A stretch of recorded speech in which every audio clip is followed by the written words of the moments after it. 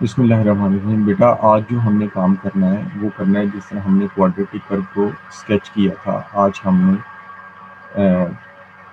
Trigonometric functions को sketch करना है। अब उसके लिए हम क्या तरीक़ाकार इख्तियार करेंगे वो हम देखते हैं। अब ये देखें जी कि सबसे पहले हम देखते हैं कि sketch of y is equal to a sine bx या y is equal to a cos bx को हम किस तरह स्केच कर सकते हैं। यहाँ पर c क्या है? c मीन लाइन है। आपने देखा होगा कि जो हमने पहले जो कर्व स्केच किए हैं उसके अंदर जब कल हमने किया था उसके अंदर भी मीन लाइन थी। जैसे साइन का ग्राफ ये था, ये मीन लाइन से शुरू होता है और ये इस तरह मीन लाइन के अबाउट मूव करता है। ये था y is equal to sine of x का ग्राफ। अब y is equal to cos of x का ग्राफ क्या था? ये मीन लाइन के ऊपर से शुरू होता है। ये दोनों का पीरियड जो है वो 360 था। एम्पलीट्यूड दोनों का 1 था। ये एम्पलीट्यूड होता है, ये एम्पलीट्यूड होता है, दोनों का एम्पलीट्यूड 1 था। तो अगर हमारे पास एक ग्राफ है y is equal to a sine b x plus c, तो उसमें से जो c होता है वो मीन लाइन होती है। ये देखिए यहाँ पर ये 0 लिखा होगा, इसलिए इसमें मीन लाइन 0 थी। उसके बाद जो a होता है वो एम्पलीट्यूड होता है। यहाँ पर 1 लिखा होगा, साइन के साथ 1 लिखा होगा, इसका एम्पलीट्यूड 1 है। ये 1 है एम्पलीट्यूड, आप देख सकते हैं दिस एम्पलीट्यूड इज 1। यहाँ पर भी 1 लिखा होगा है, इसलिए एम्पलीट्यूड 1 है। b क्या होता है? फ्रीक्वेंसी बताता है कि ओरिजिनल पीरियड के अंदर ये ग्राफ कितनी दफ़ा बना होगा। अब यहाँ पर भी x का कोएफिशिएंट भी 1 है, x का कोएफिशिएंट भी 1 है, तो यहाँ पर ये 360 में एक दफ़ा बनेगा। अगर यहाँ पर साइन 2x होता तो ये 360 में 2 दफ़ा बन जाता। अब हम आगे इसको देखते हैं। कहते हैं जी कि c क्या होता है? मीन लाइन होती है। a क्या होता है? एम्पलीट्यूड होता है, maximum height above the mean position. और b क्या है? Number of cycles in the original period. Original period इसका 360 डिग्री है, उसमें कितने इसके लूप्स बनेंगे, कितने इसके साइकिल बनेंगे। अब वो कहते हैं जी कि स्केच करें y is equal to 2 cos of x minus 1 for 0 to 360। सबसे पहले हम इस ग्राफ को, इस कर्व को इसके साथ कंपैरिजन करेंगे इसका, और ABC की वैल्यूज लिखेंगे। यहाँ पर c क्या है? -1, ये लेंगे, ये c है। मीन लाइन क्या है? y is equal to -1। यहाँ पर एम्पलीट्यूड कितना है? यानी कि कॉस का जो कोएफिशिएंट है वो 2 है, यहाँ पर एम्पलीट्यूड 2 हो गया। और x का कोएफिशिएंट क्या है? 1, b की वैल्यू 1 आ गई। तो number of cycles in the original period कितने होंगे? 1 होंगे, यानी कि 360 के अंदर इसका सिर्फ एक ही लूप बनेगा।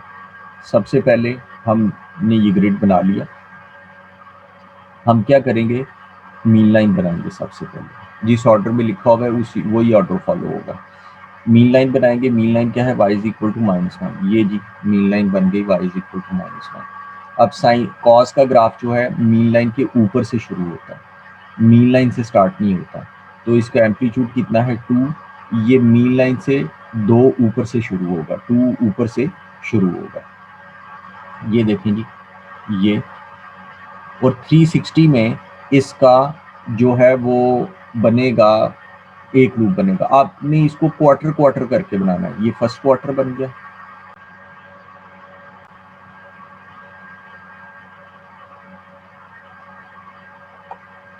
ये बेटा इसके अंदर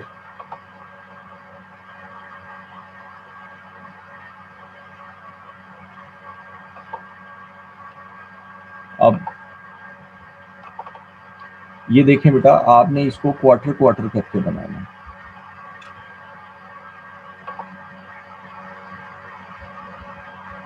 यानी कि ये फर्स्ट क्वार्टर बन गया, ये सेकंड क्वार्टर बन गया, ये थर्ड क्वार्टर और ये फोर्थ क्वार्टर बन गया। 0 से 360 में ये कंप्लीट हो गया। 180 तक ये आधा बनेगा, 90 तक ये क्वार्टर बनेगा। ये आपका ग्राफ बन गया। आपने सबसे पहले क्या करना है? मीन लाइन बनानी है। उसके बाद क्योंकि ये कॉस का ग्राफ है, ये मीन लाइन के ऊपर से शुरू होगा, इसका एम्पलीट्यूड कितना है 2 है, 2 है, तो हम इसको 2 ऊपर से शुरू करेंगे, ये देखें, और ये देखें मीन लाइन से ये 2 नीचे तक जा रहा है, ये हो गया जी। अब नेक्स्ट क्या है जी, नेक्स्ट हम एक और करते हैं, अब tan का है, 3 tan ऑफ x का ग्राफ है, इसको हम कंपेयर करेंगे a tan x plus c के साथ। इसमें मीन लाइन क्या है, 0 है, यहाँ पर प्लस 0 लिखा होगा c की जगह पे, तो मीन लाइन इसकी 0 हो गई, एम्पलीट्यूड इसमें होता ही नहीं है। अब हम क्या करेंगे, सबसे पहले ग्रिड बनाएंगे। tan का ग्राफ बनाने के लिए हम 90 और -90 के ऊपर एसिम्पटोट्स बनाएंगे, मीन लाइन बन गई y इज इक्वल टू 0। अब 90 और -90 पे एसिम्पटोट बनाएंगे, इसका पीरियड कितना होता है, 180 डिग्री होता है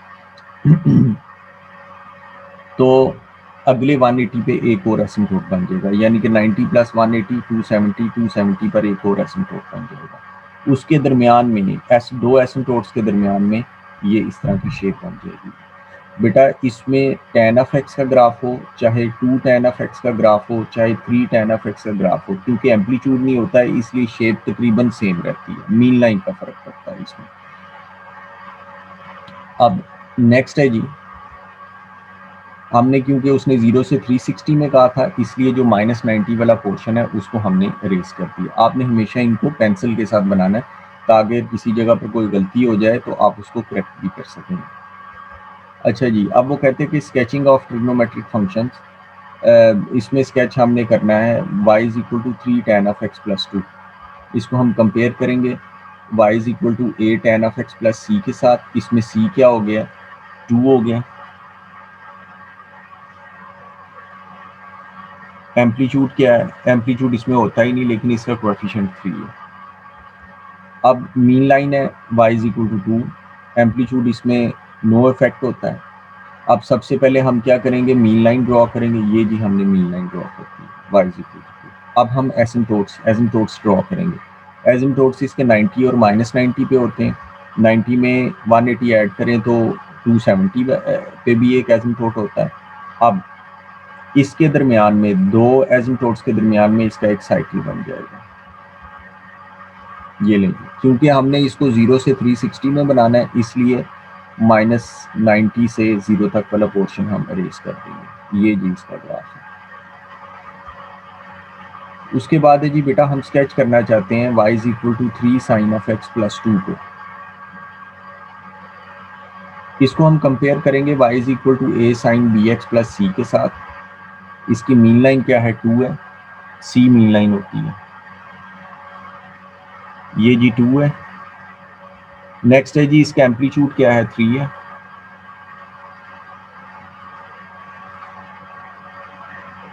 जो साइन का कोएफिशिएंट है, और इसकी फ्रीक्वेंसी 1 होगी, यानी कि 360 में ये एक साइकिल बनेगा इसका।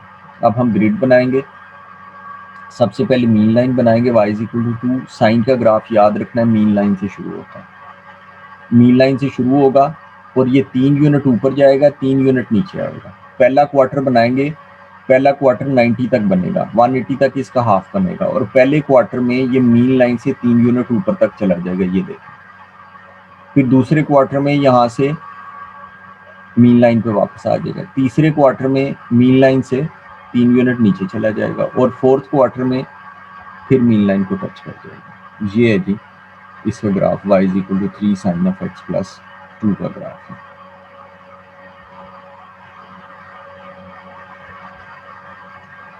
अब है जी कि हम इसकी जो एक्सरसाइज है उसके कुछ क्वेश्चंस करते हैं।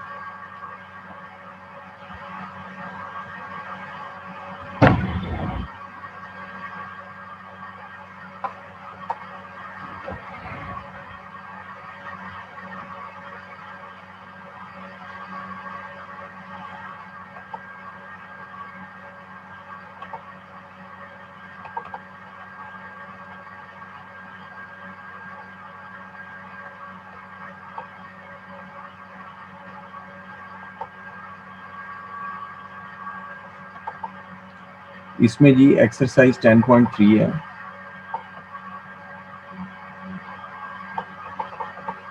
अब इसमें हम पहला क्वेश्चन देखते हैं। पहले क्वेश्चन में कह रहा है, क्वेश्चन नंबर 1 का ए पार्ट देखते हैं। अब वो कह रहा है कि sine theta -1 sine theta +1 is equal to 0। ये देखें, ये दो फैक्टर्स हैं, मल्टीप्लाई हो रहे हैं और इज इक्वल टू 0 लिखा होगा। अगर इज इक्वल टू 0 हो तो हम दोनों फैक्टर्स को इज इक्वल टू 0 पुट कर देते हैं। अगर 0 के अलावा यहाँ पर कोई और चीज़ हो तो फिर हम उसको 0 उसके इक्वल नहीं पुट करते। यहाँ से जी sine theta is equal to 1 आ गया, यहाँ से sine theta is equal to -1 आ गया। एक बात अब याद रखें आप कि अगर साइन थीटा या कॉस थीटा 0 है या +-1 है तो फिर आपने ग्राफ को अपने जहन में लाना है और वहाँ से आपने इनकी वैल्यूज़ को, थीटा की वैल्यूज़ को देखना। कैसे? ये साइन थीटा की बात हो रही है। साइन थीटा का ग्राफ मैं जो सिंपल वाला है वो अपने जहन के अंदर बनाता हूँ या कॉपी पे बना लेता हूँ। ये 360, ये 180, ये 90, ये 270, यहाँ पर 1, यहाँ पर -1। अब बात कर रहे हैं कि कह रहा है कि साइन थीटा 1 कहाँ पर है। ये है जी, यहाँ पर साइन थीटा 1 होता है। इसके नीचे थीटा की वैल्यू क्या है? 90। नेक्स्ट में पूछ रहा है साइन थीटा -1 कहाँ पर है। ये है, यहाँ पर थीटा की वैल्यू क्या है? 270। तो यहाँ पर हमारे पास एक आंसर आ जाएगा, theta is equal to 90 degree, और दूसरे से आ जाएगा theta is equal to 270 degree. ये जी हमारा क्वेश्चन नंबर 1 का ए पार्ट हो गया। अब मैं क्वेश्चन नंबर 1 का डी पार्ट करता हूँ। Question number 1 D part, tan theta 2 cos theta -1 is equal to 0। अब फिर ये दो फैक्टर्स हैं, दोनों को हम 0 के इक्वल पुट कर देंगे।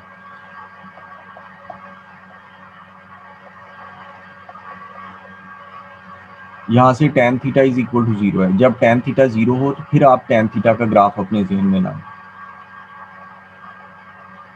90 और -90 पे इसके एसिम्पटोट्स बनने हैं। ये सारा काम हमने 0 से 360 के अंदर करना है। अब 270 पे अगला एसिम्पटोट बनेगा, उसके दरमियान में इसके लूप्स बनेंगे। ये यहाँ पर ये और यहाँ पे ये वैल्यू 360 है, ये 180 है और ये 0 है। अब tan थीटा कब 0 है? tan थीटा 0 है जी 0 पर, 180 डिग्री पर और 360 डिग्री पर। अगर tan थीटा 0 है तो आपने बेसिक एंगल नहीं निकालना, बल्कि ग्राफ को अपने जहन में लाना है और वहाँ से करना। अब यहाँ से हम cos थीटा की वैल्यू निकाल लेंगे, 1/2 है। अब हम चारों स्टेप एग्जीक्यूट करेंगे, इसका बेसिक एंगल निकालेंगे।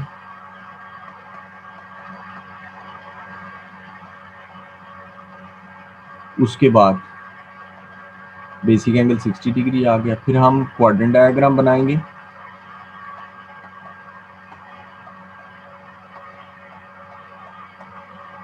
अब हम cos पॉजिटिव पहले दो क्वाड्रेंट्स में होते हैं, फर्स्ट एंड फोर्थ में होते हैं, 60 डिग्री 60 डिग्री। अब इसके एक्चुअल एंगल्स हो जाएंगे is equal to x is equal to 60 and 360 minus 60।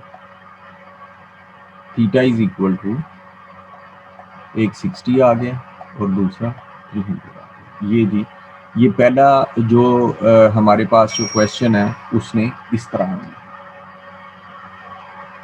इसकी मैं पिक्चर आपको क्वेश्चन नंबर 1 की भेज देता हूँ। अब बेटा जी हम इसके क्वेश्चन नंबर 2 को देखते हैं। कहते हैं कि find the maximum and minimum value of 7 sin theta -3। अब ये देखें, इसकी मीन लाइन -3 है, एम्पलीट्यूड इसका 7 है। मीन लाइन से 7 हमने ऊपर जाना है, 7 नीचे जाना है। जब मीन लाइन जो -3 है, इससे जब हम 7 ऊपर जाएंगे तो हम +4 पे चले जाएंगे, और जब -3 से 7 नीचे जाएंगे तो हम 10 पे चले जाएंगे, -10 पे। तो इसमें इसकी जो मिनिमम वैल्यू जो है इस क्वेश्चन की मिनिमम वैल्यू बन रही है बेटा ए पार्ट की -10 और मैक्सिमम वैल्यू 4 बन रही है। अब इसको मैं स्केच करके भी आपको दिखाता हूँ।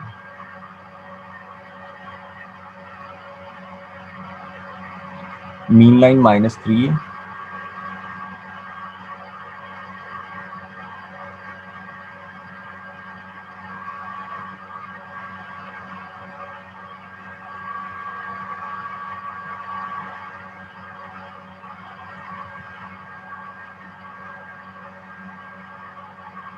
ये जी सबसे पहले मीन लाइन बनाइए।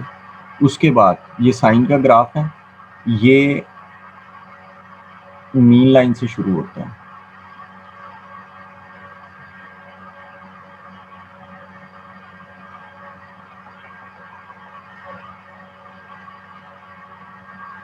ये -10 है और ये +4 है। मीन लाइन से ये शुरू होगा।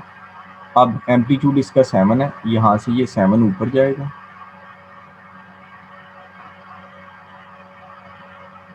और यहाँ से ये 7 नीचे जाएगा। ये इसका ग्राफ बन गया 0 to 360 में। ये पॉइंट जो है वो 180 है, यहाँ पर 90 है और यहाँ पर 270। ये ग्राफ बन गया। मैक्सिमम मिनिमम वैल्यू कह रहा है। यहाँ पर अगर हम सेकंड पार्ट को डिस्कस करें तो मीन लाइन 2 है, 2 से 5 ऊपर जाना है, 5 नीचे जाना है। 2 से 5 ऊपर जाएंगे तो 7 हो जाएगा मैक्सिमम वैल्यू, और जब 2 से 5 नीचे आएंगे तो -3 हो जाएगा। ये जी इसकी मैक्सिमम वैल्यू है। अब नेक्स्ट है जी, नेक्स्ट क्वेश्चन को हम देखते हैं। नेक्स्ट क्वेश्चन में कह रहे हैं कि sketch on separate diagrams the following curves. अब हम इसमें देख लेते हैं, सी पार्ट कर लेते हैं इसका, क्वेश्चन नंबर 3 का। क्वेश्चन नंबर 3 के सी पार्ट के अंदर हमारा कर्व है y = 4 sin x - 2। हम इसको कंपेयर करेंगे a sin bx + c के साथ। यहाँ पर मीन लाइन c डिसाइड करता है, c = -2 है तो हमारी मीन लाइन होगी y = -2। यहाँ पर एम्पलीट्यूड कितना है,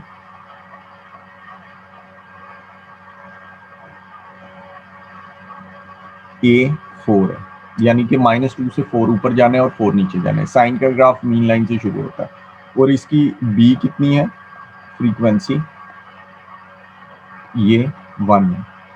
अब हम इसको बना लेते हैं।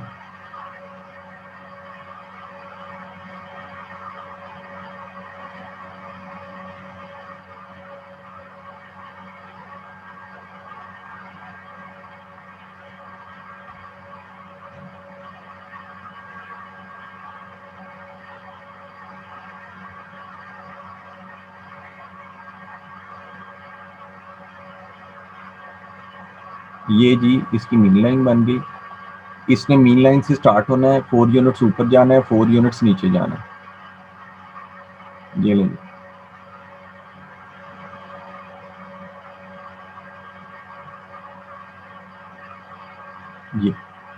ये 360 डिग्री में इसका एक लूप कंप्लीट हो गया। ये 180 डिग्री है, ये 2 है, इस इधर ये 3 है, नीचे -4 होगा। ये ग्राफ बन गया इसका। अब वो कहते हैं कि इसकी रेंज भी लिखें। रेंज होती है y की वैल्यूज। तो सी पार्ट के अंदर जो y की वैल्यूज हो जाएंगी, इसमें y की मैक्सिमम वैल्यू है बेटा 2 और मिनिमम वैल्यू है -4। ये इसकी रेंज आ रही है। अब एक tan वाला क्वेश्चन कर देता हूँ, 2 tan of x - 3 वाला कर देता हूँ। ये वाले पार्ट्स जो मॉडुलस वाले हैं ना, ये आपने नहीं करना। एक कॉस वाला भी कर देता हूँ, पहले डी कर देता हूँ। डी है जी y = 2 cos of x + 1। इसको हम कंपेयर करेंगे y = a cos bx + c के साथ। यहाँ पर जो c जो है, जो मीन लाइन है, वो है जी y = 1। एम्पलीट्यूड जो है वो इसका 2 है और जो इसका जो है फ्रीक्वेंसी इसकी वो है 1।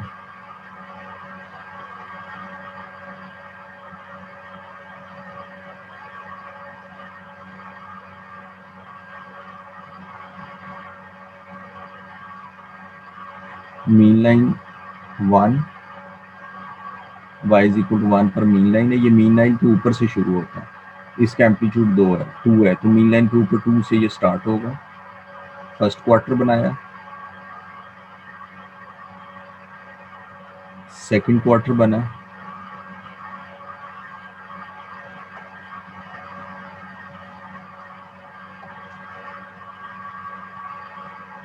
ये जी ये फर्स्ट क्वार्टर, ये सेकंड क्वार्टर, ये थर्ड क्वार्टर और ये फोर्थ क्वार्टर बन गया।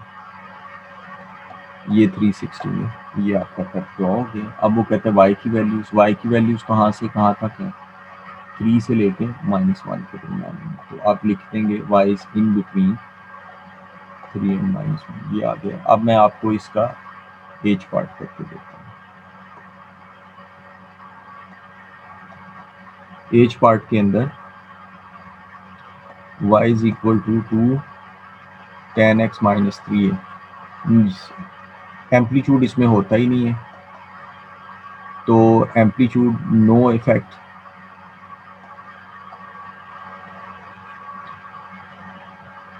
उसके बाद इसकी मीन लाइन जो है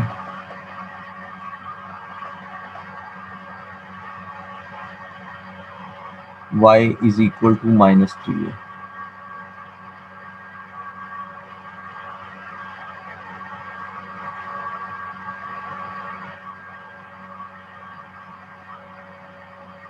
ये जी हमारा ग्राफ बन गया। अब 90 और -90 पे इसके एसिम्पटोट्स होते हैं। ये हमने +90 ले लिया, ये हमने -90 ले लिया। अब अगला एसिम्पटोट 270 पे बनेगा।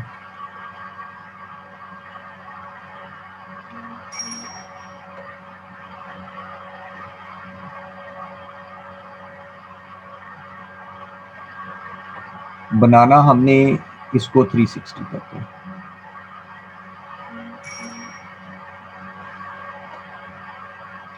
अब जी ये बन गया, ये 180 से ऊपर, ये 180 से नीचे। अब यहाँ पर मीन लाइन से ये नीचे। अब ये नेगेटिव वाला पोर्शन हमें नहीं चाहिए, हम इसको अरेंज कर देते हैं। ये नीचे, ये आपका ग्राफ बन गया। अब इसकी रेंज क्या होगी, y की वैल्यूज क्या होंगी इसकी ऊपर भी जिसे कहते हैं अनलिमिटेड है, नीचे भी अनलिमिटेड है। तो हम लिख देंगे y बिलोंग्स टू r, यानी कि सारी वैल्यूज हैं। इसी तरह क्वेश्चन नंबर 4 है बेटा, कहते हैं कि sketch on a separate diagram the following graphs, और ये हमने उसको स्केच कर देना है। अगर पहला ग्राफ मैं कर देता हूँ या ई पार्ट में कर देता हूँ, क्वेश्चन नंबर 4 ई पार्ट, ये कह रहे हैं जी y is equal to 1 + 3 sin of x, और ये बनाना है -360 से लेके 720 तक।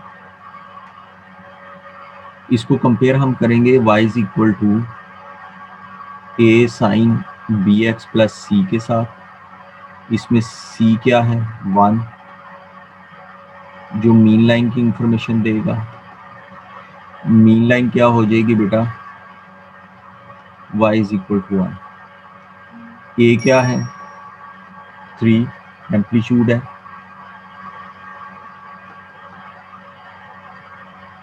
यानी कि 1 से 3 ऊपर जाना और 3 नीचे जाना। a एम्पलीट्यूड है और b है जी 1, यानी कि जो फ्रीक्वेंसी है इसकी। अब हम इसको बना लेते हैं।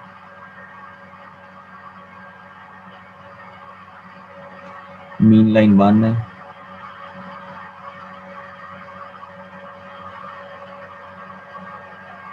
जी। अब 3 इसका आपको पता है कि साइन का पीरियड जो होता है वो 360 होता है।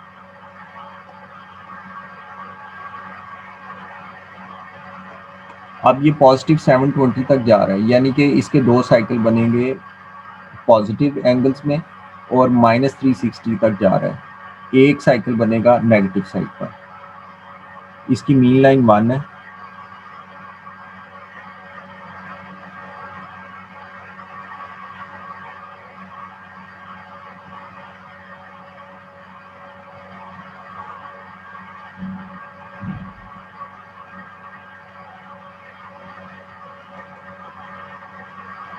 ये जी हमने इसकी मीन लाइन बना ली। अब क्वार्टर्स में हमने बनाना है। ये मीन लाइन से शुरू होता है साइन का ग्राफ, 3 यूनिट्स ऊपर गया, 3 यूनिट नीचे आया, फिर ये 3 यूनिट नीचे आया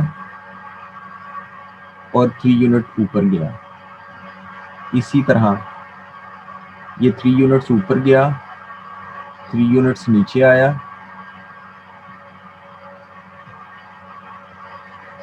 3 यूनिट्स नीचे आया और ये 3 यूनिट्स ऊपर चला गया। ये जी 720 में बन गया। यहाँ पर एक लूप कंप्लीट हुआ है, ये 360 है। आगे जहाँ पर ये कंप्लीट होगा वो 720 होगा। इसी तरह हमने इसको पीछे की तरफ एक्सटेंड करना है। ये जी क्वार्टर, ये क्वार्टर, 3 यूनिट नीचे गया, 3 यूनिट ऊपर आया।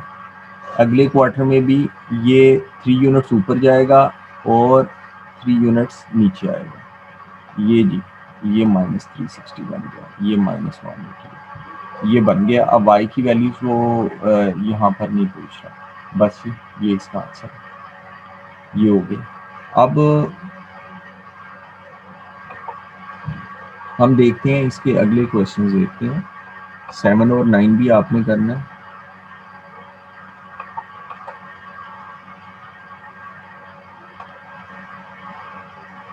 ये जी क्वेश्चन नंबर 7 में कह रहे हैं कि on the same diagram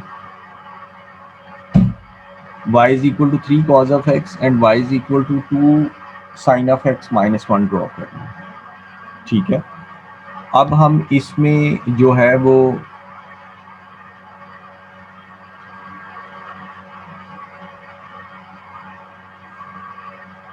question number 7 है जी, एक ही डायग्राम को ड्रॉ करना है। y is equal to 3 cos of x, y is equal to 3 cos x। इसको हम कंपेयर करेंगे y is equal to a cos bx plus c के साथ। मीन लाइन 0 है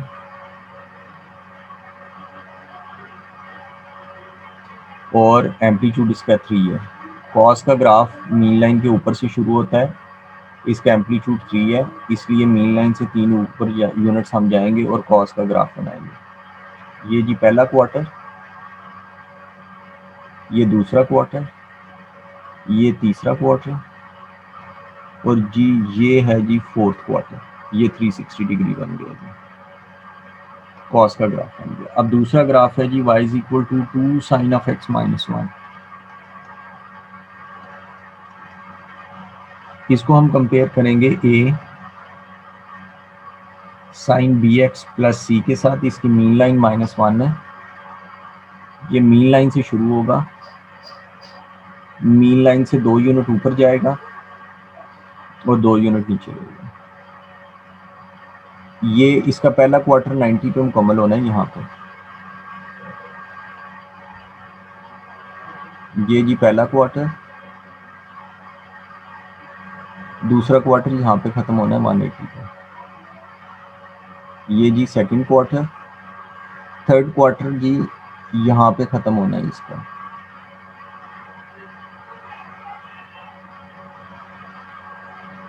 और ये जी इसका फोर्थ क्वार्टर, ये बन गया।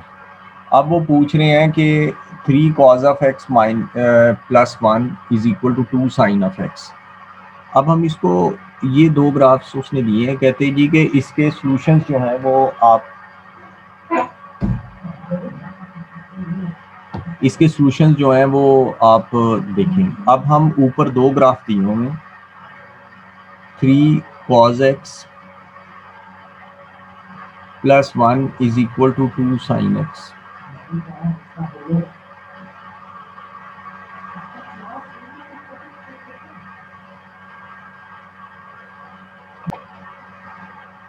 ये बेटा ये है। अब ये देखें ऊपर दो कर्व्स उसने दी हुई हैं, 3 cos x, इसको हम अलग कर लेते हैं, 2 sin x -1। ये तो ऊपर वाले दोनों कर्व्स की ही बात कर रहे हैं। कहते थे कि इसके सॉल्यूशंस निकालें, नंबर ऑफ सॉल्यूशंस निकालें इसके, ये कितनी जगह पर आपस में इंटरसेक्ट करते हैं। हमने इसको रीअरेंज किया तो हमें पता चला कि ये तो ऊपर वाले ही दोनों कर्व्स हैं जो हमने ड्रॉ किए हुए हैं। अब सॉल्यूशंस क्या होते हैं? पॉइंट ऑफ इंटरसेक्शन होते हैं। ये कितनी जगहों पे इंटरसेक्ट कर रहे हैं? 1 2, तो इसके नंबर ऑफ सॉल्यूशंस जो हैं वो 2 हैं।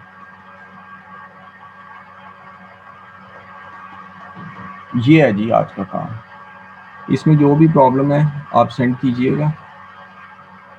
तो आप इसको जो है वो, अब हमारी नेक्स्ट फेस टू फेस ही क्लास होगी, तब तक आप इसको ख़त्म कर लें और इसकी प्रॉब्लम्स डिस्कस कर लें। ठीक है बेटा, अल्लाह हाफिज़।